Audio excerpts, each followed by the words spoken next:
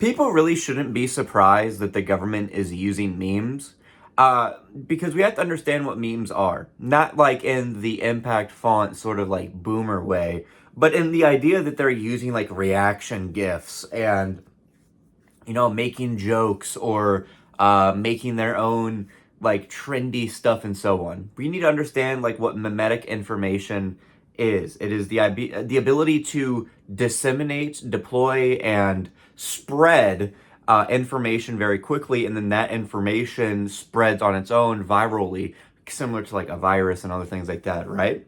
So whenever we have that information in our mind, we start to understand why they're using it, but also that this sort of like tactic has been used forever, right? We need to still understand that the government's the idea of stoicism and legitimacy and that they are above other people is a very bourgeoisie idea that was spread and come up about so as to separate the people from the government, when the government, especially American, despite the fact of the contradictory lies spread about it, from this idea that I'm about to tell you, is that the government serves the people. But given the way that the government was then, situated, it very clearly wasn't, right? Anyway, things like propaganda, or those news clipping cartoons, or wartime propaganda, comic books, and newspapers, and so on. All of these are mimetic information to spread certain types of viewpoints.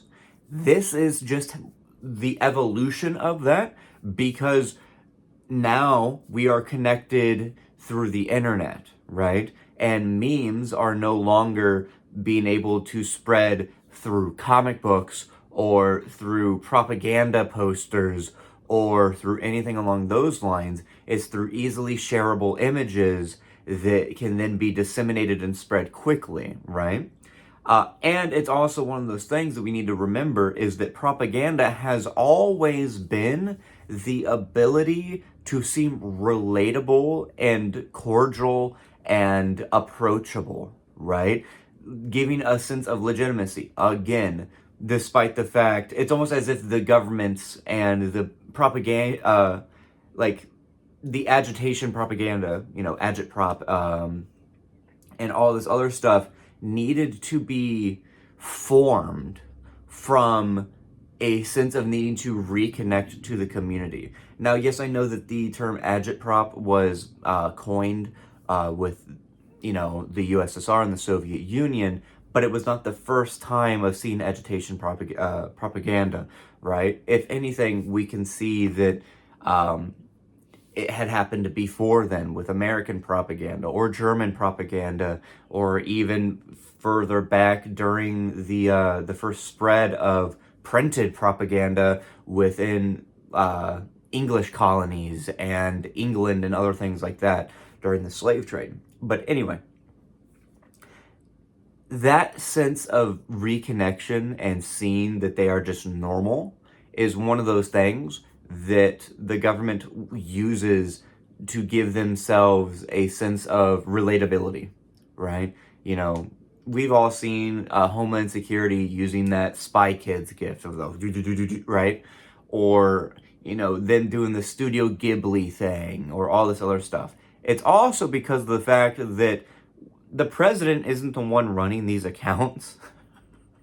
They're just some minimum wage Gen Z worker that they're like, okay, we need specifically a trendy young person that understands blah, blah, blah, blah, blah, right? And thus they're the ones that are using it. And that's one of the other things, is that's how propaganda has always been utilized and created, is because they were created for a certain demographic in mind.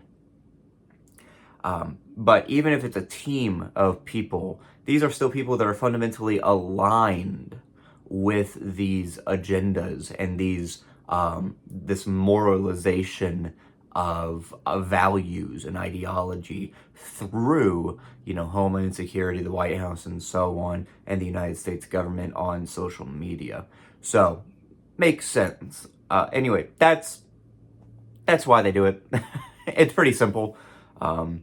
Yeah. Thank you all so much for watching. See you guys next time. Bye.